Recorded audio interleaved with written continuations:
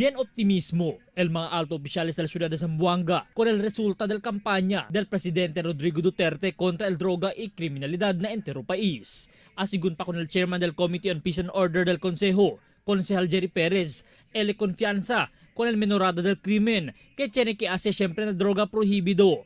Na entrevista con ele en dinantes aga asigun con ele que ele personalmente ya sinti kaya perde el mga krimen como el tiroteo na syudad y sitaso sa deman entre mga drug pushers y users lang este. Tamiri ara bien minoro kayo pati sita sucede man ara por causa lang related na drug syempre. Hasta el supply de droga, posible el menoraya asigun por causa ng miedo que muri o sali arestaw na mano del mga otoridad kaya visible el kampanya kontra este mga tiempo. Tamira si manayudahan lang todo y manakilad el akilad ng kooperasyon dila ay limpia kayo ay descansa. El Consejal Jimmy Villaflores del Santa Catalina quien más temprano yo conduci con el disoy personal tuktok hangyo ya habla que él personalmente takre con el political will que tiene el presidente, donde hasta el más ciudad bajo con él, tasigi con el cosa él quiere. I'm sure kay tiene gat epekto, no?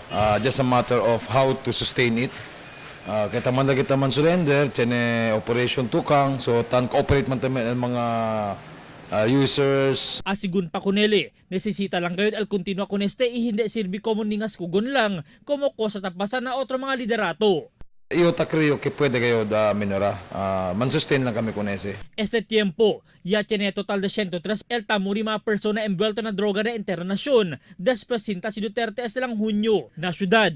Ya alcanza ya 49 insidente de tiro, donde anoche lang el último incidente. El biktima, mas temprano yaman surrender yan otoridad, kaya sigun envuelto antes na droga ali parte na taluksangay.